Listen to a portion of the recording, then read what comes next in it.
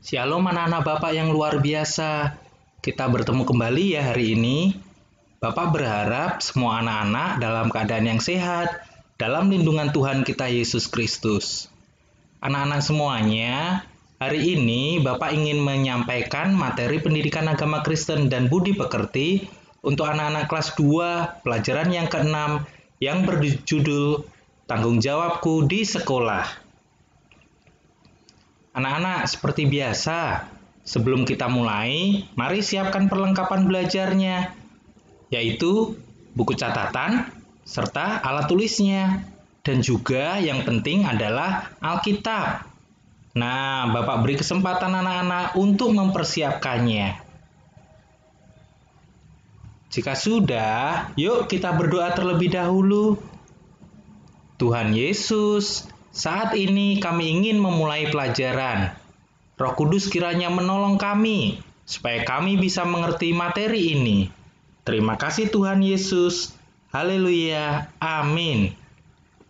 Nah, anak-anakku semuanya, materi kita hari ini yaitu tanggung jawabku di sekolah, itu bisa anak-anak baca juga di buku cetak, halaman 63 sampai 72. Jika anak-anak belum memiliki bukunya, anak-anak bisa download pada link yang ada di kolom deskripsi. Anak-anakku yang luar biasa, tujuan pembelajaran kita hari ini apa sih? Hari ini kita belajar supaya yang pertama, anak-anak dapat menyebutkan contoh tanggung jawab di sekolah.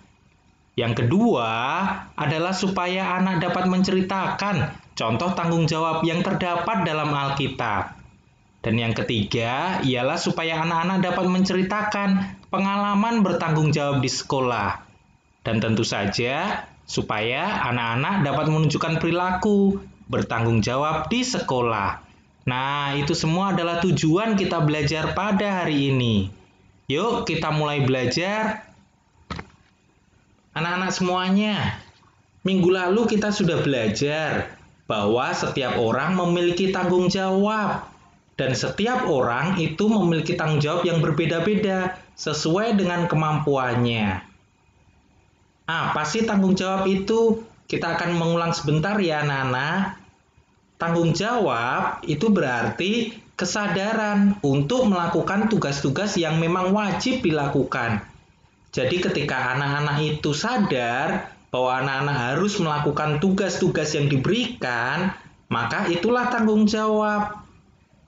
Nah, di mana saja sih seseorang anak itu memiliki tanggung jawab? Betul, yang pertama adalah di rumah. Minggu lalu kita sudah belajar bagaimana tanggung jawab seorang anak di rumah. Sebagai contohnya, membantu orang tua. Mungkin ada yang mencuci piring, menyapu lantai, membersihkan mainan, menolong adik atau menjaga adik, dan lain sebagainya. Nah, itu semua adalah tanggung jawab yang harus anak-anak lakukan di rumah. Nah, ada juga loh tanggung jawab yang harus anak-anak lakukan di sekolah. Wah, apa saja itu? Apa saja sih contoh tanggung jawab yang harus anak-anak lakukan di sekolah? Yang pertama, sebagai seorang siswa, tentu saja tanggung jawabnya adalah belajar dengan baik. Ayo, siapa yang sudah melakukan tanggung jawab ini? Belajarlah dengan baik ya nak ya. Yang kedua, tanggung jawabnya adalah mengerjakan tugas. Nah, setiap kali Bapak atau Ibu guru mengerjakan tugas, kerjakanlah tugas itu dengan penuh tanggung jawab. Artinya apa? Ketika anak-anak mengerjakan tugas yang diberikan oleh Bapak atau Ibu guru, maka anak-anak dapat menjadi anak yang bertanggung jawab. Nah, contoh selanjutnya apa ya? Tentu saja sebagai seorang siswa adalah mendengarkan guru, baik itu mungkin Pak Guru atau Ibu Guru. Nah, tugas anak-anak itu adalah mendengarkan setiap perkataan atau setiap ajaran yang disampaikan oleh guru. Nah, lakukan tanggung jawab ini ya. Itu tadi adalah beberapa contoh. Tentu saja banyak sekali contoh-contoh yang lain yang menjelaskan tentang tanggung jawab sebagai siswa di sekolah. Nanti kita akan belajar lebih lanjut ya. Anak-anakku semuanya, Apa sih sebenarnya manfaat dari sikap tanggung jawab itu? Ketika anak-anak mengerjakan tugas yang memang merupakan kewajibannya di sekolah, apa sih manfaatnya bagi anak-anak semuanya? Tentu saja banyak sekali manfaat dari sikap bertanggung jawab di sekolah. Yang pertama adalah bahwa pekerjaan itu dapat selesai tepat pada waktunya. Jika anak-anak mengerjakan tugas-tugas dengan tanggung jawab, maka pekerjaan itu dapat selesai tepat waktunya. Anak-anak tidak terlambat mengumpulkannya, karena anak-anak menyelesaikannya tepat waktu. Yang kedua, manfaat lainnya adalah tidak ada pekerjaan yang tertunda. Anak-anak, ketika anak-anak tidak melakukan tanggung jawabnya sebagai siswa di sekolah, maka seringkali ada pekerjaan yang tertunda, ada pekerjaan yang memang tidak selesai dilaksanakan. Sebagai contoh nih, Bapak Guru memberikan tugas PR pelajaran, tetapi anak-anak tidak melakukannya. Atau anak-anak berpikir, aduh besok-besok sajalah. Akhirnya apa? Begitu hari H, begitu jadwal mengumpulkannya ada, ternyata anak-anak lupa mengerjakan.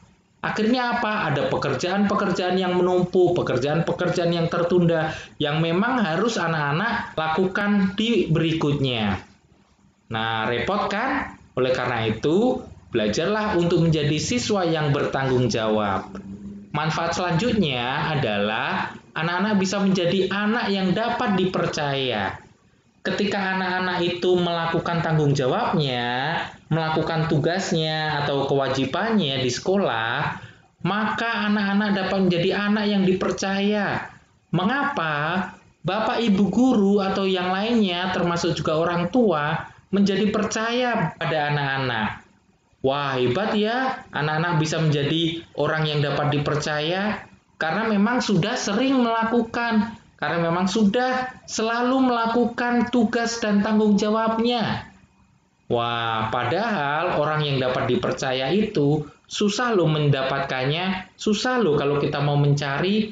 Oleh karena itu, anak-anak bisa menjadi anak-anak yang luar biasa. Dengan cara apa? Dengan cara melakukan tanggung jawabnya di sekolah. Ayo, mulai sekarang anak-anak tekun ya melakukan tanggung jawabnya. Nah, anak-anak, Bapak ingin menceritakan terlebih dahulu nih cerita Alkitab yang ada di dalam Matius pasal 25 ayat 14 sampai 30. Yuk, dengarkan cerita dari Bapak ya. Suatu ketika, Yesus sedang berbicara dan mengajar banyak orang. Nah, Yesus menyampaikan cerita ini. Ada seorang tuan yang sangat kaya. Tuan ini akan pergi ke luar negeri. Tetapi sebelum pergi ke luar negeri, tuan ini harus memanggil 3 orang hambanya atau 3 orang pembantunya. Dan tuan ini akan memberikan hartanya kepada mereka. Hamba yang pertama diberi harta sebanyak 5 talenta. Hamba yang kedua diberi 2 talenta. Dan hamba yang ketiga diberi 1 talenta. Wah, mungkin anak-anak bertanya ya, 1 talenta itu seberapa banyak, Pak? Nih, Bapak jelasin ya, anak-anak. Nah, kalau anak-anak buka itu kamus Alkitab, jadi anak-anak kan punya Alkitab nih. Dan pegang Alkitab kan karena tadi sudah mempersiapkannya, anak-anak bisa membuka itu di bagian terakhir dari Alkitab. Setelah Wahyu, peta-peta, itu ada lagi bagian satunya lagi, yaitu kamus. Nah, anak-anak coba cari di situ. Talenta itu pengertiannya apa? Anak-anak, kalau anak-anak buka kamus Alkitab, anak-anak akan tahu bahwa 1 talenta itu besarnya adalah 6.000 dinar. Wah, dinar itu apa ya? Dinar itu adalah mata uang orang Romawi pada waktu itu. Dan 1 dinar itu dikatakan dalam Alkitab, itu adalah upah pekerja harian dalam 1 hari. Maksudnya apa? Jika ada orang bekerja, maka orang itu akan mendapatkan gaji sebanyak 1 dinar dalam 1 hari.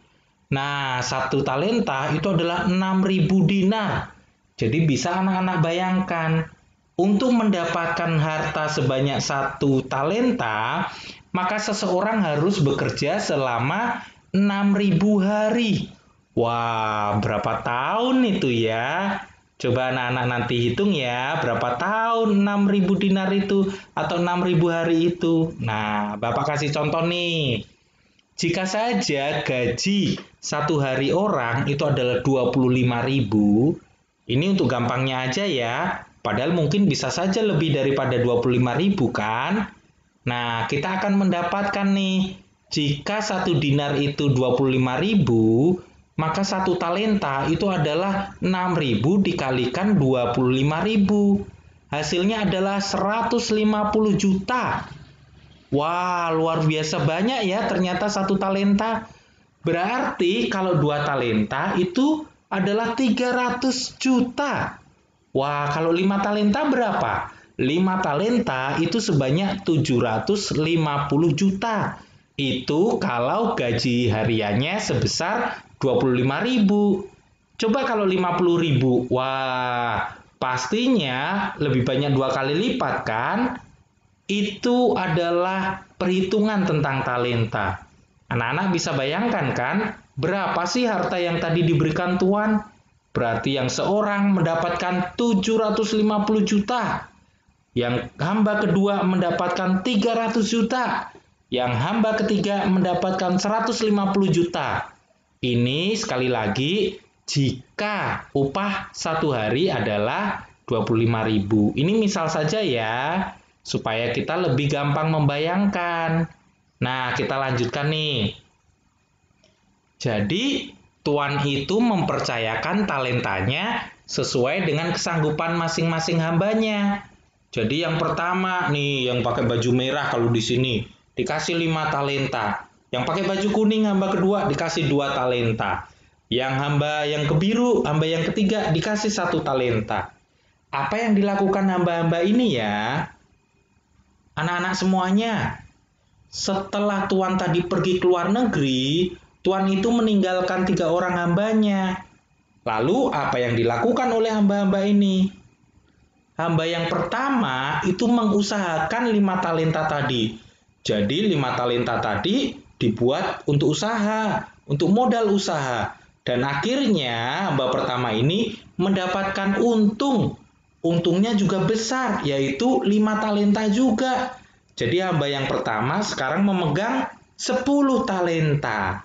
Nah, apa yang dilakukan hamba kedua? Hamba kedua juga sama.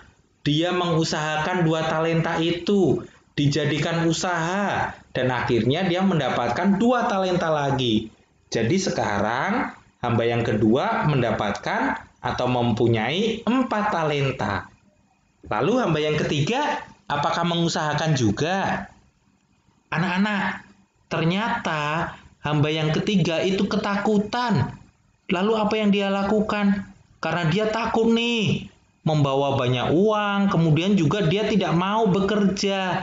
Akhirnya apa yang dilakukan? Dia menggali dan menyembunyikan 1 talenta itu.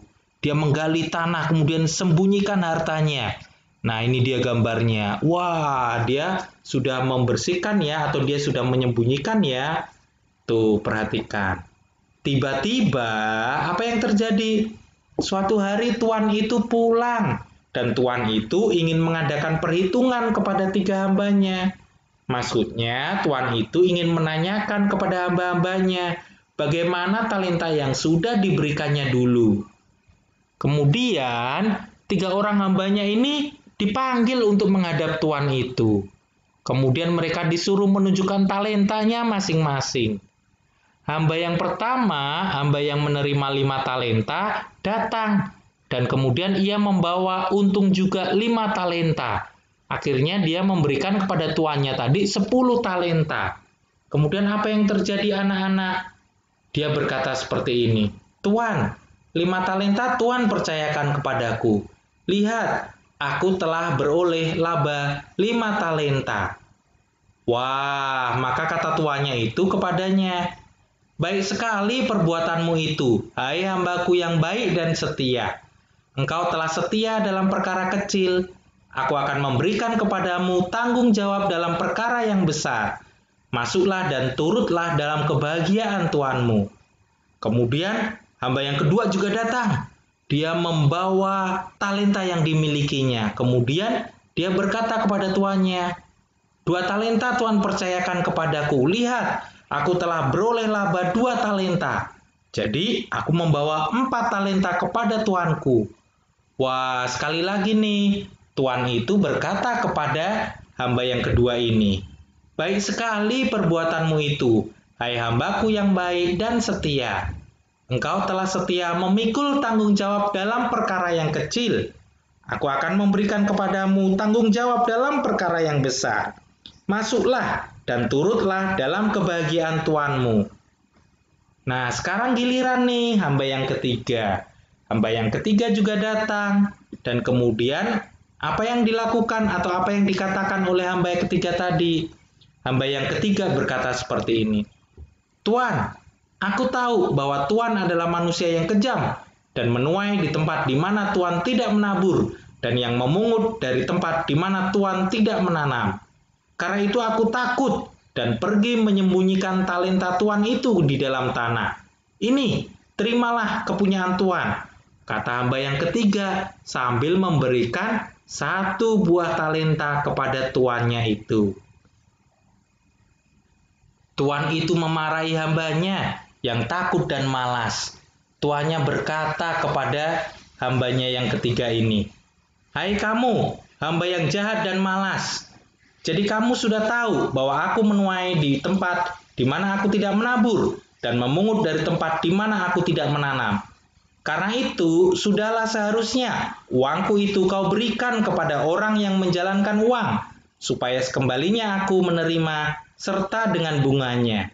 Sebab itu ambillah talenta itu daripadanya dan berikanlah kepada orang yang mempunyai 10 talenta itu.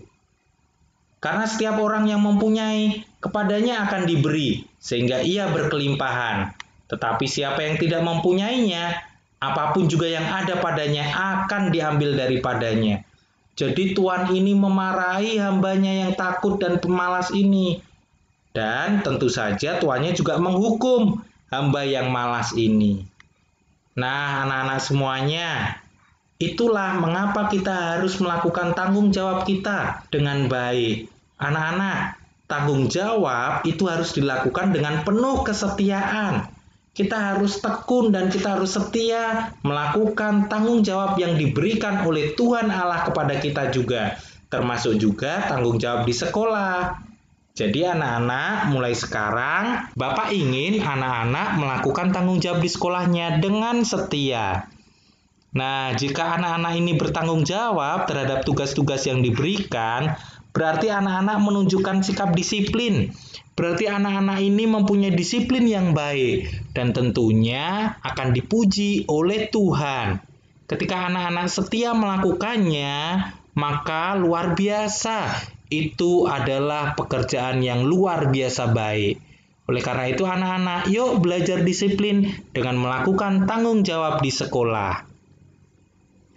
Nah, Bapak mau tanya nih, sudahkah anak-anak melakukan tanggung jawab di sekolah selama ini?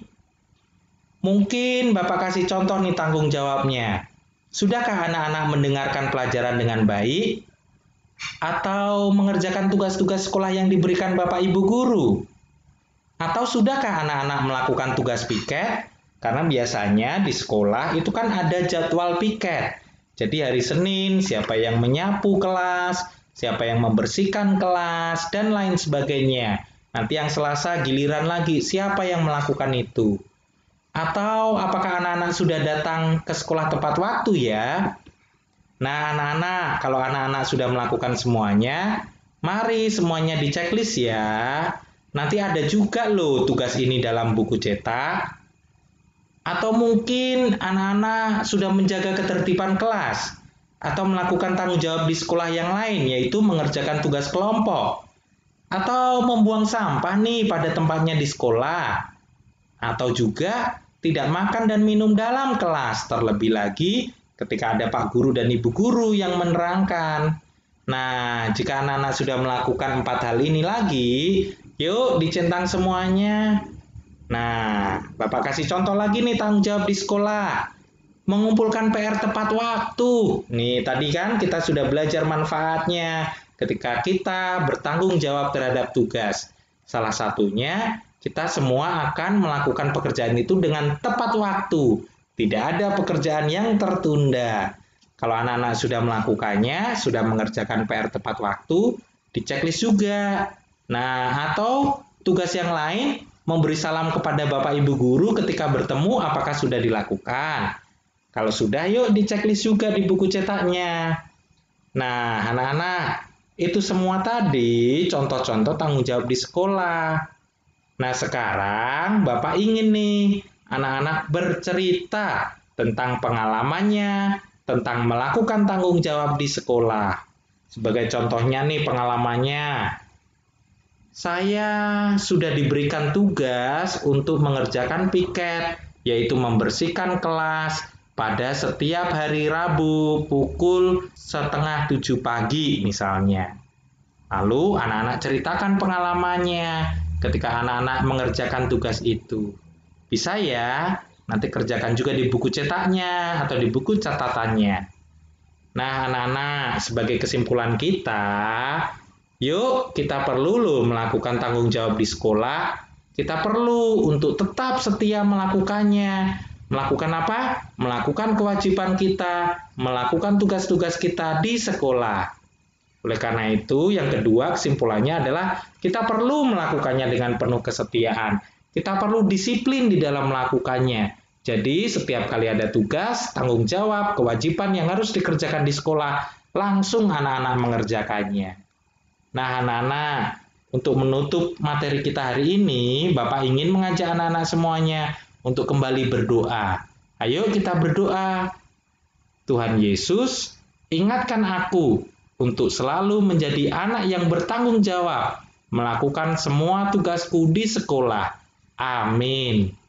Nah, anak-anak, cukup sekian ya materi Bapak kali ini. Terima kasih. Tuhan Yesus memberkati kita semua. Jangan lewatkan ya materi-materi Bapak selanjutnya.